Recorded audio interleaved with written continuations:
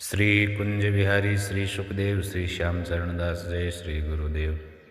भक्त भक्ति भगवंत गुरु चतुर नाम वपु एक, इनके पदवंदन किए नासे विघ्न अनेक। संप्रदाय सुखदेव मुनि चरणदास गुरुद्वार, परम धर्म भागवत मत भक्ति अनन्य विचार।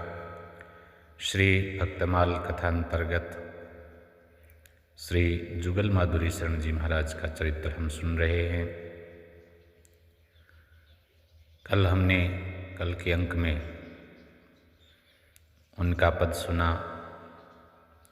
हम इस आनंद जुगल रस में श्री रस कृपा से समाते हैं।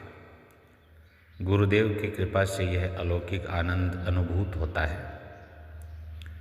गुरु महाराज की पूर्ण कृपा होती है तो शिष्य को फिर काल का भय नहीं रहता, उसका मरना जीना नहीं होता। गुरु कृपा के बल पर मृत्यु के सिर पर पैर रख कर के नित्य धाम को वह जाता है। जुगल माधुरी जी की यही अवस्था थी, जैसा उनके इस पद की कुछ पंक्तियों से जाना जाता है। सखी आए मेरे सतगुरु रहम करके, गुरु जी कृपा करके ही तो जीवन में आए। पकड़ पकड़ पहुँचाए अमरपुर आए, प्रिया प्रीतम से कॉल करके। ठाकुर जी से ये कॉल करके आए हैं कि हम जिन जिन जीवों की बाह ग्रहण कर लें, उनको पकड़ के आपके दरवाजे पे लाएं। सबको आप अपना निज धाम दोगे, सबको शाश्वत आनंद प्रदान करोगे। देंगे हमें वो सेवा महल की, करेंगे निहाल परिकर में वर के। तो वे हमें वहाँ पहुँचा करके निज धाम में, निज निकुंज में, और वहाँ उनकी टहल सेवा प्रदान करेंगे। नाम खजाने भरेंगे हिये में, जाएंगे काल पे चरण धर के। जो नाम का खजाना अपने हृदय में भर के जाता है वो काल पर चरण धर के ही जाता है। मरता है कौन अब जन्म कौन लेगा, बरसे अमीरस वो झर झर के। ऐसा अमृत आनंद झर रहा है, गुरु कृपा से बरस रहा है। तो फिर बताओ, ऐसे अमृत को पा करके फिर कौन जन्मेगा, कौन मरेगा।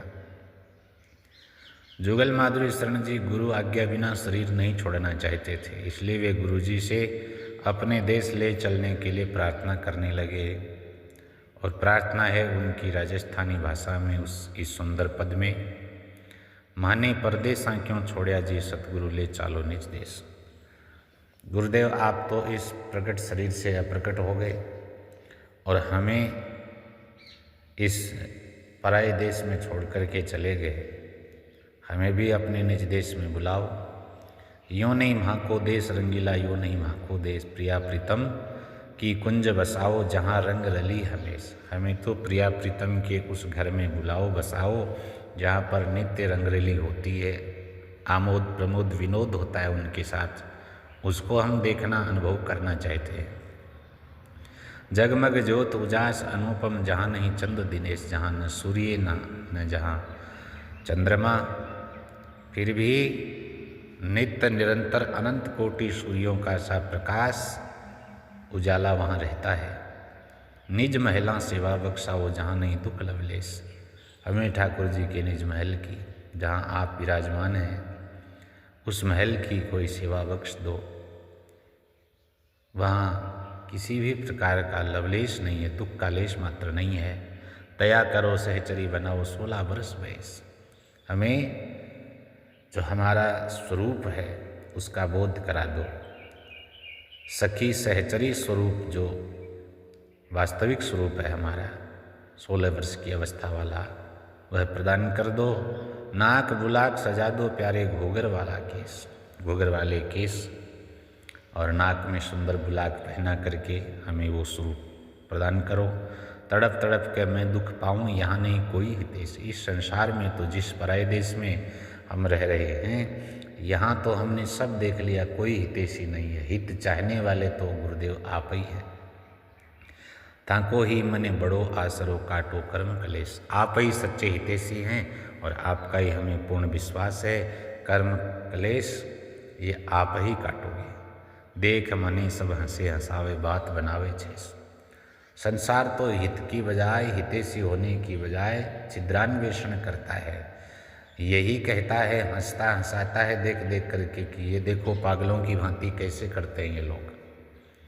हंसते हंसाते हैं और तरह तरह की व्यर्थ की तुच्छ बातें बनाते हैं। जुगल माधुरी ने ले चालो कहीं कहूँ अब शेष, अब इससे ज़्यादा तो कहने को क्या बाकी रह गया है। कदाचित गुरुदेव ने उन्हें चले आने की अनुमति दे दी। चलने की वे योजना बनाने लगे। उनकी आंतरिक अभिलाषा थी कि वे गुरु स्थान में सरस माधुरी शरण जी, श्री चरणदास जी महाराज या श्री सुखदेव जी महाराज के उत्सव में नृत्य गान करते हुए शरीर छोड़े। ये इच्छा थी उनकी। सरसकुंज के तत्कालीन आचार्य सरस माधुरी जी की प्रतिमूर्ति स्वरूप श्री रसिक माधुरी शरण जी के सहयोग से ये संभव था। रसिक माधुरी शरण जी के वे अंतरंग गुरुभाई थे। दोनों एक दूसरे से अपने अपने लीलानुभवों की बातें भी कहते सुनते आए थे। पर जुगल माधुरी जी उनके अंतरंग होते हुए भी गुरुवत उनका आदर करते थे। उन्होंने अपनी अभिलाषा उनसे प्रकट करी, पर उनकी भी स्थिति वैसी ही थी जैसी जुगल माधुरी जी की। वे भजन में सर्वसिद्धि प्राप्त कर लेने के पश्चात नित्य धाम को उड़ जाने की सोच रहे थे। उन्होंने कहा, यह कैसे हो सकता है? रसिक माधुरी जी बोले कि ये कैसे हो सकता है, आप मुझसे पहले चले जाएं। जुगल माधुरी शरण जी बोले, यदि आप मुझसे पहले चले जाएंगे तो एक तो मेरा घाव पहले ही हरा है, दीद का अरमान बाकी रह गया। एक तो पहले ही घाव भरा नहीं है और दूसरा और हो जाएगा जिसको तो मैं कदापि नहीं झेल पाऊंगा। लेकिन रसिक माधुरी शरण जी महाराज ने उनकी अनसुनी कर दी। विक्रम संवत 2014 भाद्र शुक्ल तृतीया को होने वाले श्री चरणदास जी महाराज के उत्सव में जब 5-7 दिन ही बाकी रह गए थे, तो उन्होंने रसिक माधुरी जी से उत्सव के दिन ठाकुर जी के शयन के पश्चात शेष कार्यक्रम सरसकुंज के नीचे की मंजिल में रखने की प्रार्थना करी। रसिक माधुरी शरण जी को उनका उद्देश्य समझने में देर न लगी। ठाकुर जी के शयन के पश्चात रात्रि भर विरह के गीत गाए जाते थे। जुगल माधुरी शरण जी उसी समय विरह के गीत गाते हुए शरीर छोड़ना चाहते थे, पर ऊपरी मंजिल में ठाकुर मंदिर के सामने न छोड़ करके नीचे गुरुद्वारे की रज में छोड़ना चाहते थे। इसलिए शयन आरती के बाद का कार्यक्रम नीचे रखने की प्रार्थना करी। रसिक माधुरी जी ने कहा कि नहीं, ऐसा नहीं होगा। रात्रि का सारा कार्यक्रम हमेशा ऊपर होता आया है, उस परंपरा को कैसे तोड़ा जा सकता है। जुगल माधुरी शरण जी के मन की मन में रह गई। महाप्रभु आचार्य श्यामचंद्र दास जी महाराज के उत्सव के बाद वे वृंदावन चले गए और उसके बाद आगामी वैशाख कृष्ण अमावस्या को जब श्री सुखदेव जी महाराज का उत्सव होता है, तो विचार किया कि उस उत्सव की जो तिथि होगी उस पर वे शरीर छोड़ेंगे वहीं पर वृंदावन में। उसी समय उन्हें 106 डिग्री बुखार हुआ। उनकी गुरु बहन प्रेम माधुरी बाई जी जो वृंदावन में ही रहती थी, उनको देखने आई। घर जाकर उन्होंने गुरु महाराज से उनकी जीवन रक्षा के लिए प्रार्थना करी। दूसरे दिन बुखार उतर गया। प्रेम माधुरी बाई जी जब फिर उन्हें देखने आई तो उन्होंने कहा कि आपने क्यों इस तुच्छ शरीर के लिए गुरुदेव से प्रार्थना की? जुगल माधुरी जी बोले, इधर माघ मास संवत 2016 में रसिक माधुरी शरण जी ने नित्य लीला में प्रवेश कर लिया। तब वर्तमान आचार्य श्री अलवेली माधुरी शरण जी महाराज पीठासीन हुए। उस समय जुगल माधुरी शरण जी वहीं थे। उन्होंने हाथ जोड़ करके उनसे कहा कि मैंने आपको पहचान लिया। मुझे पूर्ण विश्वास है कि आप स्थान का सब काम संभाल लेंगे। 3 महीने बाद श्री सुखदेव जी महाराज का उत्सव था। उत्सव निकट आने पर श्री अलवेली माधुरी शरण जी महाराज ने जुगल माधुरी शरण जी महाराज को निमंत्रण भेजा। जुगल माधुरी शरण जी ने लिखा कि मैं उत्सव में तभी सम्मिलित हो सकता हूँ जब शयन आरती के बाद का कार्यक्रम यानी रात्रि का समाज नीचे के आंगन में हो। अलवेली माधुरी शरण जी ने उनके इस प्रकार के आग्रह का कारण न समझ पाए, पर संप्रदाय के एक वरिष्ठ और सर्वमान्य सदस्य की बात उनको माननी पड़ी। जुगल माधुरी शरण जी उत्सव के पहले जयपुर पहुंच गए। उत्सव के दिन धर्मपत्नी के सामने बड़ी पुत्री भक्तिमती कृष्ण कला जी को 2 रुपये दिए और कहा कि आज बड़े सौभाग्य का दिन है, माँ को नई चूड़ियाँ पहना लाओ। माँ बेटी दोनों ही समझी कि श्री सुखदेव जी महाराज का उत्सव है, उत्सव के कारण आनंद से प्रसन्नता से ऐसा कह रहे हैं। पत्नी खुशी खुशी चूड़ियाँ पहनाई। अब उनको क्या पता था कि ये चूड़ियाँ उनकी अंतिम चूड़ियाँ होंगी। उनकी दूसरी पुत्री राधे जी सरसकुंज के प्रत्येक उत्सव में रात्रि के भजन कीर्तन में मुख्य भूमिका निभाती थी। उनसे कहा कि बेटी मेरे पीछे गुरुद्वारे के सभी उत्सवों में हाजिरी देती रहना और मेरे पद गा करके मेरी सेवा को कायम रखना है। मेरा आत्मा जहाँ भी होगा खींच करके आ जाया करेगा। अब राधे जी भी क्या समझ पाई कि उस दिन के बाद ही उनका पीछा हो जाएगा। बड़े दामाद श्री बालकृष्ण जी श्रीवास्तव से कहा, आज रात्रि सरसकुंज में जब ठाकुर जी का शयन हो जाए तो उनकी प्रसादी माला, अतर चंदन, कुंज बिहारी श्री सुखदेव, श्यामचरण दास जी श्री गुरुदेव, ये छपा हुआ दुपट्टा नीचे ले आना। अब वे भी क्या समझ सके कि इन्हें धारण करके वे उसी रात महाप्रयाण कर जाएंगे।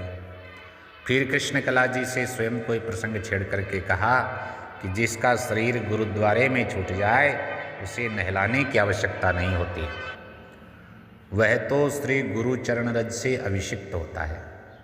वे भी क्या समझ पाई कि उनका संकेत उनकी आज्ञा थी अपने ही संबंध में, जिसका उसी रात उनको पालन भी करना था।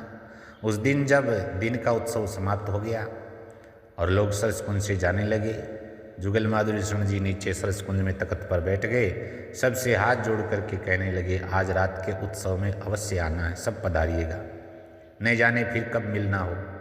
लोग समझे कि कह रहे हैं कि न जाने फिर वृंदावन से कब आना हो। किसी ने कहा कि अंत समय वृंदावन में रहकर वहाँ की रज में शरीर छोड़ना उचित ही है, पर आप सरसकुंज के उत्सव में अवश्य आया करें। उन्होंने उत्तर दिया, मैं तो गुरु स्थान और वृंदावन को एक ही समझता हूँ। कभी यहीं नाचते गाते प्राण निकल जाए तो इससे अच्छा और क्या हो सकता है।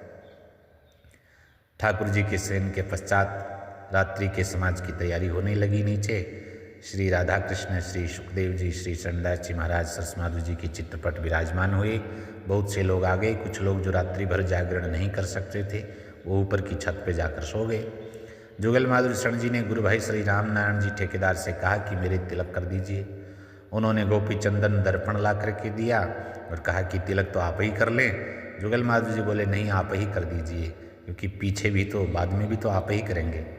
राम नारायण जी समझे कि पीछे की बात उपहास में कह रहे हैं, तिलक कर दिया। प्रभु इच्छा से उसी समय दामोदर जी पटवारी आए नए घुंघरू लेकर के और बोले, प्रोफेसर साहब, मेरी इच्छा है आप आज इन घुंघरुओं को, नए घुंघरुओं को बांध करके नृत्य करो। नए घुंघरू बांध लिए, पीला चोगा टोपी धारण कर ली, नृत्य कीर्तन के लिए तैयार हो गए और आरंभ किया गुरु वंदना के पद से, बंदों सरस बारंबार, जिसकी अंतिम पंक्ति है, मोहि श्री सुखमुनि बतायो सरस छवि उरधार, जुगल माधुरी जन्म जीत्यो सकल शंका डार। मधुर स्वर में गुरु वंदना गाने के बाद आरंभ की श्री सरस माधुरी जी द्वारा रचित श्री सुखदेव जी महाराज के उत्सव पर गाई जाने वाली उनकी गजल, जिसका भाव था कि आज श्री सुखदेव जी महाराज का प्राकट्य है, आज की इस रात्रि में जो मांगोगे वही दुआ आपकी कबूल होगी, स्वीकार होगी, जिसका भाव हम कल के अंक में श्रवण करेंगे। जय जय श्री सुखदेव।